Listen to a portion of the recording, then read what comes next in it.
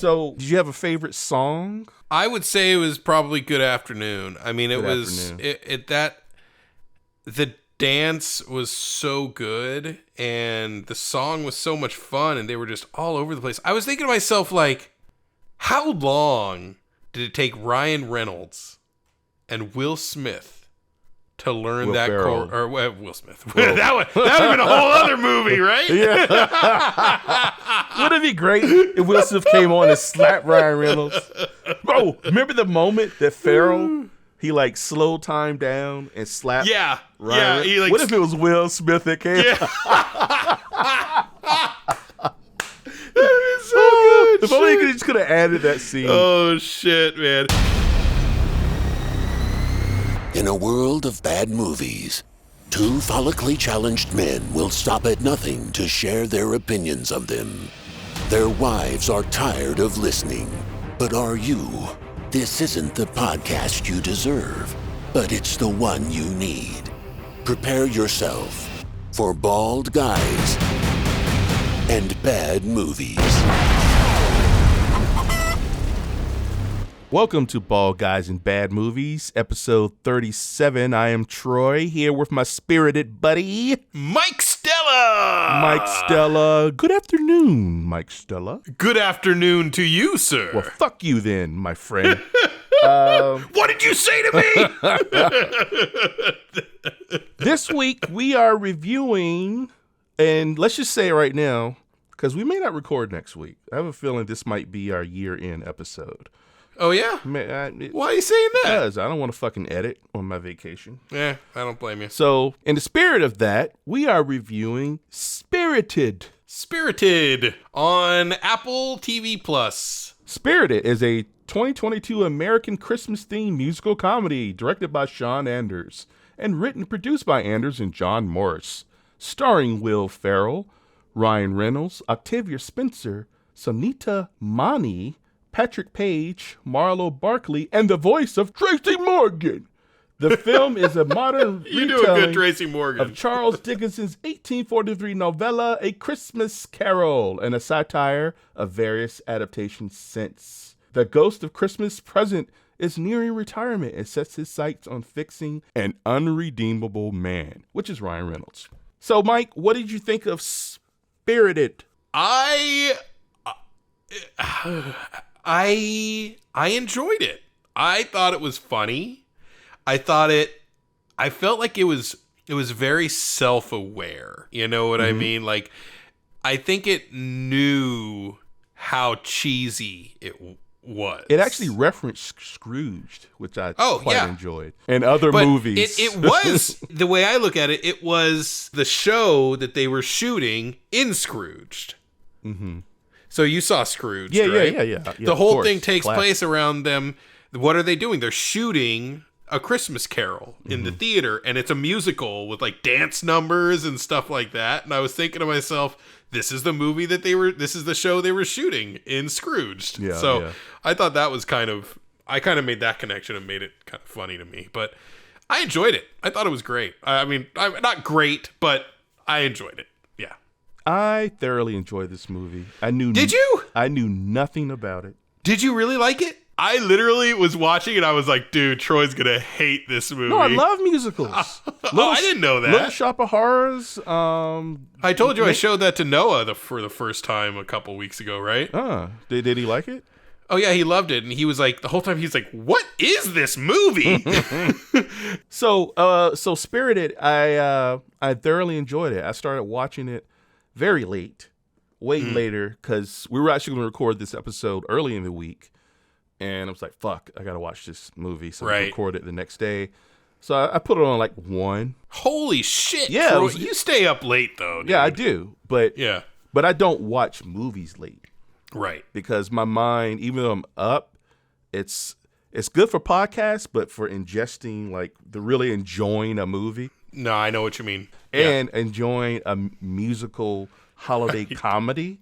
Yeah, I thought this is going to be a disaster. I'm not going to like it because I'm just not in the mood for it.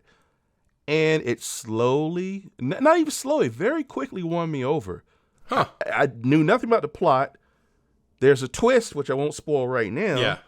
that I didn't know about, I thought was rather nice. Yeah. I thought that it was unexpected, almost in every turn. I have some critiques, some criticisms, but I would say this is the new holiday movie. I'm not going to say it's an instant classic. You're going to watch it over and over.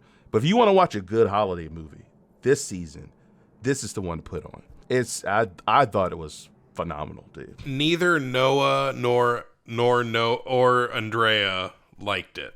Noah was like, I'm bored. I'm going in the other room. And Andrea was looking at me like, this is bad. Really? You like this? I was like, I do. Dude, and Will Ferrell, I've given him shit before because in relation to the shtick. Right. He wasn't doing the Will Ferrell shtick. No, he wasn't. And I loved it. He still had, some of the Ferrell moments. Yeah, the mannerisms and motions, but it's him. But he was playing a character. Yeah. In this character, it felt like a real character, especially with the twist. It's like, oh shit, that's who he is. So I would highly recommend it. I would recommend it as well. Definitely.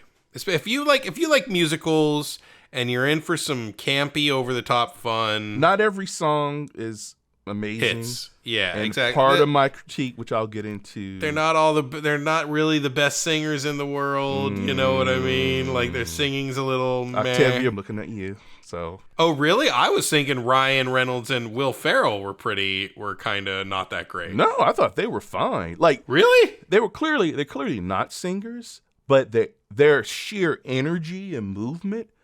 Octavia, she was okay, but also very stilted. And it could be because of her character. And maybe she just didn't have the physicality to move around. Because everyone who was singing, for the most part, who were like dancing and moving. The dancing was the shining star of this film. Dude, those dancers were putting in fucking work, yo. We're getting into spoilers now, by the way. So if you haven't watched dancing? it. I mean, not no, really I'm much. just teeing it up. Oh, now we're gonna get totally. Yeah. So, spoiler alert: there's dancing. Yeah, this musical has dance numbers. Let me start with my biggest criticism. Let's hear it. And it's what is it? Octavia Spencer casting. Really? It was. I couldn't buy. You know who I wanted? What I was watching? It's like something's not right. What is it? Kerry Washington. No. Lizzo. Lizzo. She would have fucking killed it, dude. Can she act? Yeah. I've seen her. Yeah? You've seen her on Saturday Night Live, and I think she's done some acting stuff. Fuck it. Who cares? Dude, She's... But that, you know why she's is a good choice? Because they don't have any hard, heavy hitters in the singing department. If they had Lizzo, every song she did, if they had Lizzo, she'd have at least 2-3 more songs. How much you want to bet? And that's the thing with Octavia, because I personally didn't find her to be that well of a singer. But if she was a powerful presence, then that would make up for the other critique that she just felt like she didn't have the energy that other performers had. Yeah. But Lizzo would have had both. Yeah. Whew. She's a big girl, but she could move that thing. That would have been a great, I think a great casting choice. I think it would have brought a really nice spark to that role. Because as is, it's just kind of, she's there, kind of. Yeah. Kind of. Yeah. So that would have been great. That thinking about that, it would have been a whole different movie. You know what I mean? Once that occurred to me when I was watching, I couldn't unsee it. So I was Yeah. like, fuck, that should have been Lizzo. God, if only this was Lizzo doing this right now. So anyway, give her a flute. Well, also you'd have, I feel like you'd have a nice sort of, I mean, maybe they're going for the height disparity between them, but you'd have had a nice, because I think she's pretty tall too, along with being a big girl. She's kind of Is she tall? Is she tall? I think she's at least average height, not a half a 2 inches from a dwarf like Octavia. Yeah, you know what I mean. And I say that because she's teeny. You know what I mean? She is teeny. Because it's got nothing to do with Octavia's looks or her size. No. I wouldn't imagine these two together, but I think that's kind of nice that they. That was kind of that, yeah. But there right. wasn't much of a spark, and I know in real life they're like really good friends. Like Will Right. Ferrell helped her, like was there to speak on her getting a star on the really? Hollywood Boulevard. Yeah. Oh, nice. And there was a heckler too, and he was like, "Go fuck yourself." Oh, he said No, that? I'm paraphrasing. He didn't actually say that. I wish he did. You could have had the opposites attract thing with Lizzo. You could have had a whole fucking dance number around her. Octavia Butler literally was just walking through while other people were dancing. Yeah. Right? And she didn't join in. So I don't know if it was because, I mean, it just felt weird. It's probably a mobility thing. I bet you she just doesn't have the mobility that she would need to do that. And you don't need the star power. I tell you, the problem though is like, well, I mean, they do it all the time, right? The is that, Will Ferrell's old enough to be Lizzo's fucking grandfather. You know what I mean? Like, I think that's maybe why that casting would have gotten some heat too. Because how old is she? She's like, what, 30 or something? I don't know. He's in his like late 60s, probably. I would rather have to address that and then had an amazing Lizzo dance number and amazing. Look, they do it all the time. They always have mismatched age, disparities. Let's face it, they're already mismatched. She's a large, small black woman. He's a tall, gangly white dude. Old man, like old white dude. I mean, it's not what you expect. So what if she's a little younger? Sure. But anyway, totally. that is probably my biggest critique. Other things are just some of the songs weren't all that great. But my favorite song is Good Afternoon. Yeah. Good afternoon. Good afternoon. Good afternoon. I have to learn that song and I've watched it several times. I don't know if you watched it since you've seen the movie. I haven't. That's the one when they're like in old England. Well, let's get like into the big twist. The big right. You want to get into it, or you want? Sure, yeah. So the ghost of Christmas Present turns out to be the only other unredeemable who was ever saved by these ghosts, and it was Scrooge, played by Will Ferrell.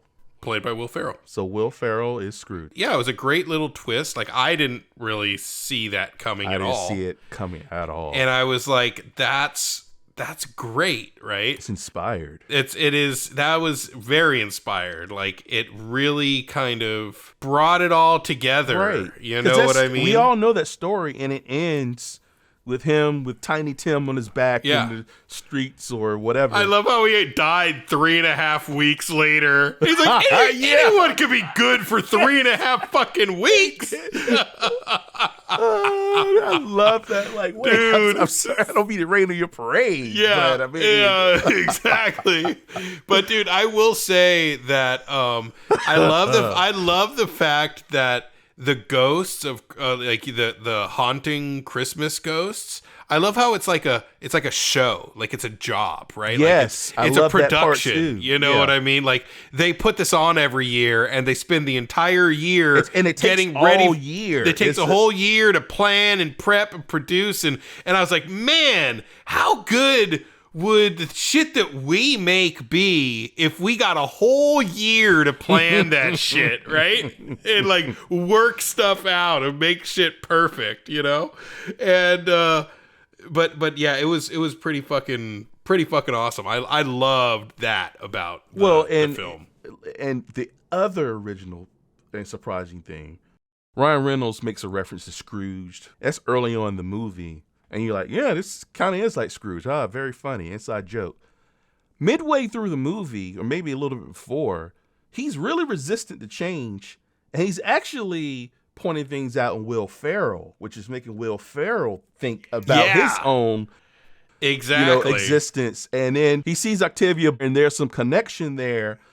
And Ryan Reynolds almost flips. Yep. The roles flip. Now, I don't know if in the beginning it was his way of avoiding the attention being on his fucked up ways.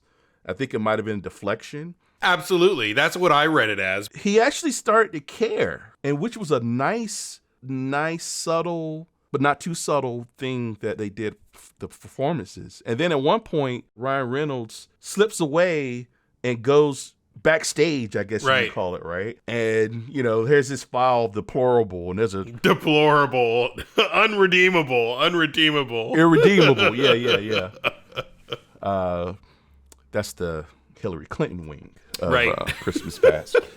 But they do a good job of them doing like this kind of dance of like, I'm trying to save you, but I can't be saved, but you still have a chance, right? And then that leads to where this song takes place. They actually go into Scrooge's past. Yep. So you get a classic Christmas Carol Yep. moment and musical number. And that musical number was fucking off the chart. Like, it was- was like... Did you see the guy on fire Yeah, that was dancing? yeah, There's so absolutely. many like small little Easter Oh, and the eggs. reprise at the very end, right? He wasn't... was he dancing in... He was dancing at the end, in the reprise? No, but also in the number. Oh, really? Oh, I thought... Yeah. Okay, I didn't Oh, see that. wait. Maybe he wasn't No, dancing. he was just on dancing at the fire. end. Like, they show him Okay, catch on yeah, fire, but when they do the reprise at the very end and they're dancing again, like, they're showing people, dancing in all the different places, that's where you see him dancing, the guy on fire.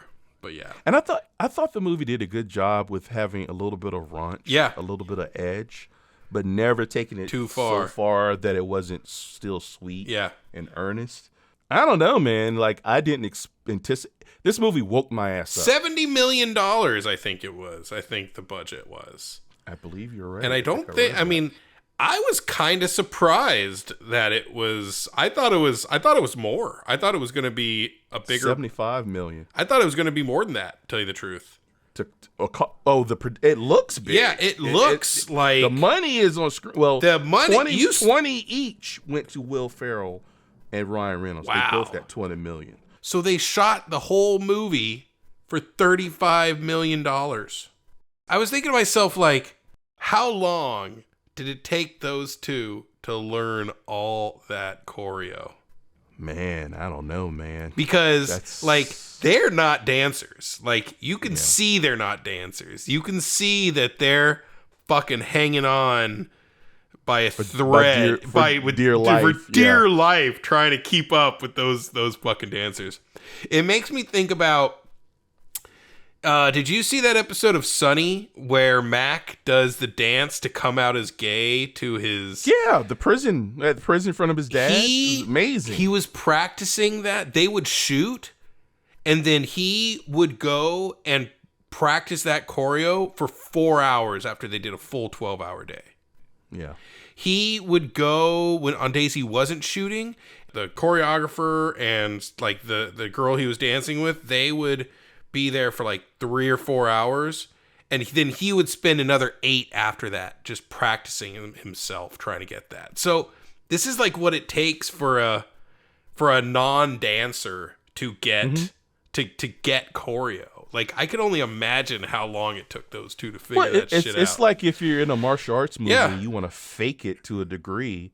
It's training. Yeah. It's hard physical fucking training. I mean, how long did all the guys in the Matrix train? They trained for months, like almost a year or something, right? I was gonna say, I think like a year before they even shot one single frame of footage. And you see it. You know what I mean? Like they wanted you to see them doing the fighting. Lawrence Fishburne, I think he only did a few months. Oh, really? For Matrix 2. Oh, for Matrix 2. He was kind of chunky in He that was one. getting chunky in number 2. He looked good Yeah. in 1, though. One, he was lean and mean. Yeah. They were like, was fuck, we definitely can't cast Lawrence Fishburne in the reboot. Jacob Marley is the, I guess, quasi CEO, the head of this whole production, this organization Right. of redeeming souls. But there's a moment where Will Ferrell, he's trying to convince him to let him, redeem the irredeemable. He begins a song. He's like, no, please. We don't need a Please, song God, right no. now. Yeah. He's like, Just fine, do it. just do it. Just do it. If that'll keep you from singing, you can do it.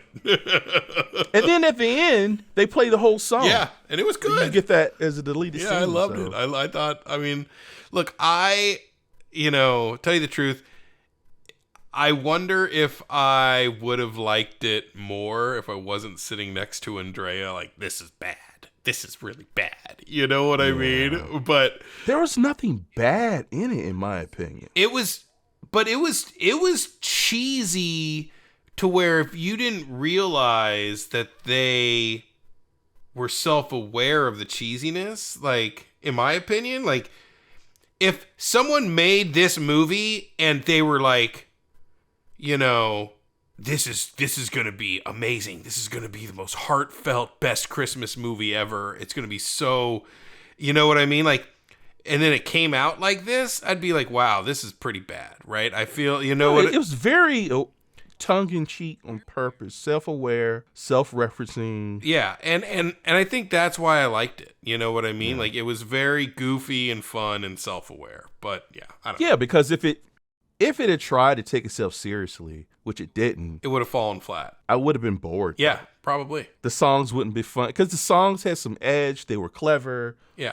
And then, you know, I imagine there's probably a lot of ad-libbing going on too, because Ryan Reynolds and Will Ferrell, probably not the songs, but right. Well, you can't ad-lib in the songs. Yeah, exactly. But I mean, just their energy alone makes it fun.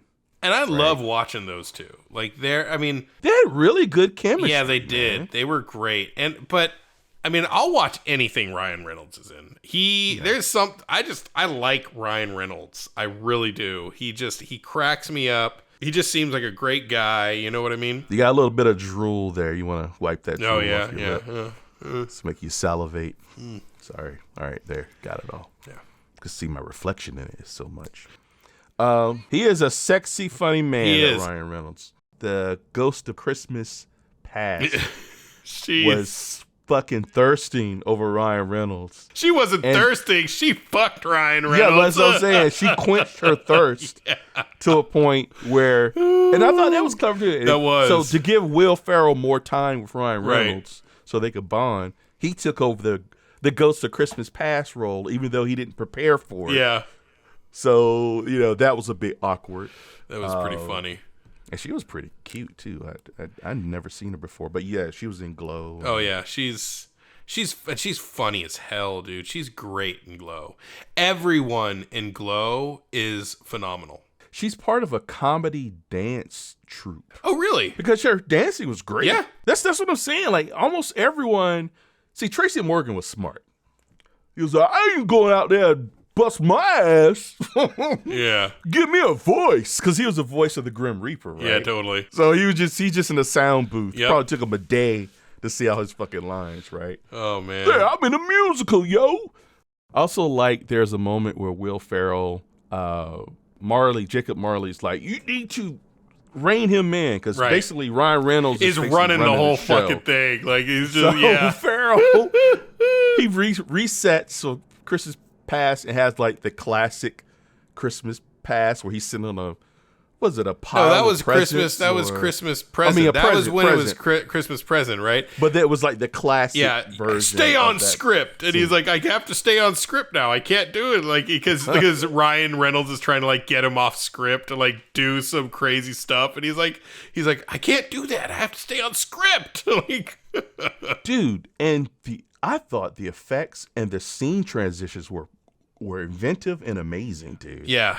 They were really good. The film just had so much energy. Everything was thought out. You know what I mean? Like, I felt like they did a great job. And the biggest compliment I could give is I didn't like groan, oh, fuck, here's another song. Because 50% of the songs I liked. Right. The other 50 were like kind of okay. Right. They weren't horrible, but they weren't as fun as, say, like Good Afternoon or some of the other ones, upbeat and written to be funny songs, as opposed to the ones that were like more serious, like love songs or whatever. But I enjoyed it. I mean, what can I say? I was shocked. I was so fucking shocked, dude. I had no desire to see this at all. Like, if we weren't going to review it, I probably wouldn't have seen it. Well, yeah, I suggested this one. Because we wanted another Christmas movie before Christmas, and this just seemed like the right one. You know? And I think for me, one part of my, like, Ryan Reynolds, I'm there. I'm all about. Right. It's Will Ferrell that I've said before. some of his latest roles, you know, Right. or near the end of that stretch, the Anchorman 2 stretch, it just felt like regurgitation of the same thing. It's kind of what I was saying about Adam Sandler. It's like the shtick. Yeah. But the fact that he's playing it actually straight. Very straight. He's kind of the straight man in a way, as opposed to Ryan Reynolds. So Oh, absolutely straight. I mean, he was completely reined in. You know what I mean? Like, compared, like, you think of Will Ferrell, you think fucking, like, you know, old school and shit like that. You don't... certain burst of like, I will set my hair on fire. Yeah. Like saying things very loudly. Yeah. You know, and which was funny for a while, but till it became expected. When comedy's expected, it's not funny.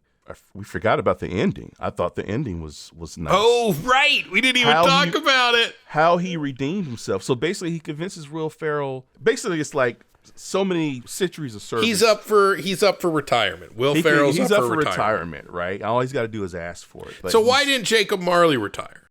Why didn't he retire? Right. Well, because he was the one who haunted Will Ferrell initially, right? He was the one who haunted Scrooge, right? Mm-hmm, mm-hmm. So why was who it started him? exactly? He must have had a predecessor, right? I imagine. So what I'm saying is if Marley, as Jacob Marley's been doing it for longer than Will Ferrell, why wasn't Jacob Marley up for retirement? You know what I mean? That would have been nice, because what happens is what you find at the end. He was neighbors with Will Ferrell in the real world, Right. Like he actually, you know, they're now going to be neighbors and friends, Right.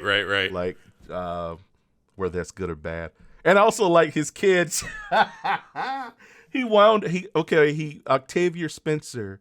I don't know if they're married or not, but let me stop. Yeah. Stop. Let's go back to how he's redeemed.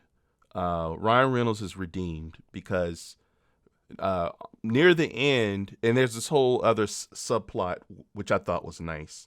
He's basically a PR guy, Right. and his sister. He's an anti-PR. He's a negative PR guy. Right. Yeah. And his sister, who died of cancer, one of her dying wishes was to ask him to take care of her daughter, which he refused. Yep.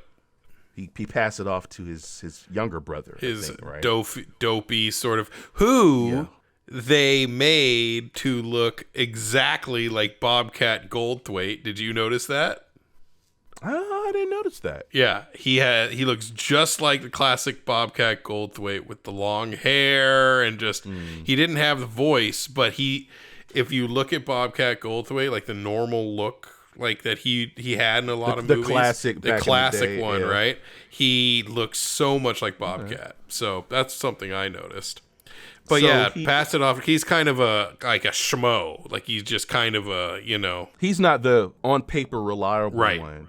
And she really wanted Ryan Reynolds to take care of her, but he was like, no, he'll do it. And he secretly regrets this. So in the beginning of the movie, she approaches him because she wants his help with the student president thing. And he reluctantly agrees. And we'll find some shit on this kid and destroy him. Right. They find shit. And what he sees in the future, she releases a viral video of the kid, like, you know, saying homeless people stink or whatever. Yeah, from like a couple years ago. Yeah, and you know, and he's a volunteer currently at a homeless shelter. So he tells her, release this video, you'll destroy him. Well, the kid ends up killing himself. Yeah. Because of this. The shit got heavy, right, real quick. So Ryan Reynolds does have a heart. The Grinch's heart grows 3 times. 3 sizes that day. Yeah, and he wants to stop it. So anyway, long story short, he does manage to stop it. And in the midst of doing this, he also convinces Will Ferrell to take his retirement and pursue his love, which is Octavia Spencer. Yep. But he still didn't get redeemed at the end. It's near the end of the movie, and when Ferrell's like, why isn't this happening for you? Yep. And then a bus is nearly going to hit Will Ferrell. Or no. Will Ferrell's like, he changes his mind. He wants to go back. So he goes and steps out in front of a bus. He doesn't think he's worthy of Octavia Spencer and a normal life. So he wants to kill himself so his spirit can go back. Ryan Reynolds shoves it out the way and time freezes, and he is redeemed, but at the cost of his own life. So he is killed instead of Will Ferrell. Well, the best part is, but they have a little dance number. well, it's not just right? that. Or, They when the person gets redeemed, time freezes, and all the ghosts who worked on that person getting saved come out, and they do a little dance number to celebrate him being saved. You see this at the beginning with the Rose Byrne character when she gets saved the prior year. a neighborhood Karen. That gets, exactly. redeemed. I think her name is actually Karen. Like her character name is actually Karen. It? I think it was actually Karen. And so they come out. They're like, "Oh, you did it! Yeah." He's like, "Oh my God, really? A redeemed? That's so great!" So they do the little dance, like everything's awesome. And then they walk back, and like they're like they end up back where they started. Time picks up, and you're like, "Oh, you think that? Oh, well, before during the dance, you're like, oh man, he didn't get hit by the bus. Thank God that he got saved, by being redeemed."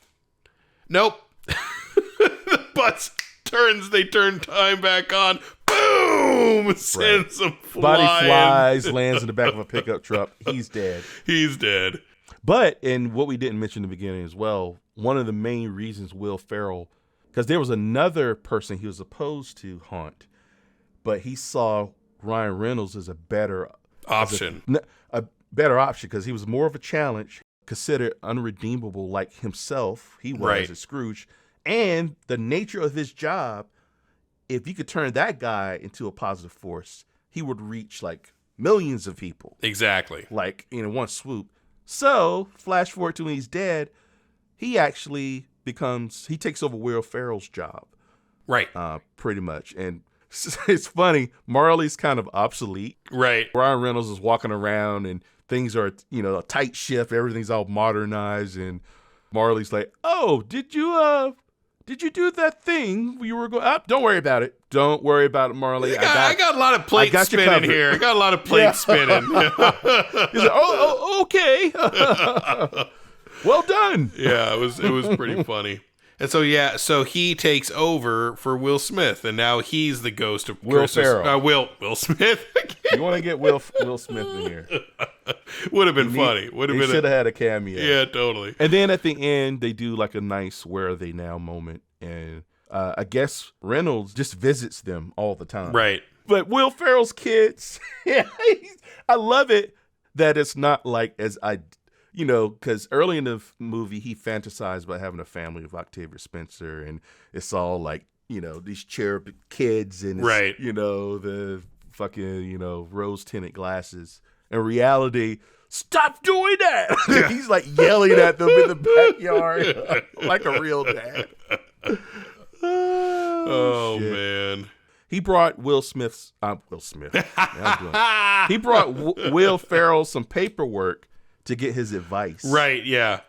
And, so it's nice that they're still like friends. Yep. And he's still kind of helping out. So it was a nice movie. It's about friendship. It was cute, man. It was a nice fun movie. I really enjoyed it. So what'd you rate this holiday festive? I'm gonna give it my standard. I liked it. Go see it. 3 out of 5. Good afternoons. Throw 3.5 out of 5 good afternoons. Okay. Sorry, I stole it. I will give this 4. 4 horny ghosts of Christmas past out of 5. You wish. Yeah, tell me about it.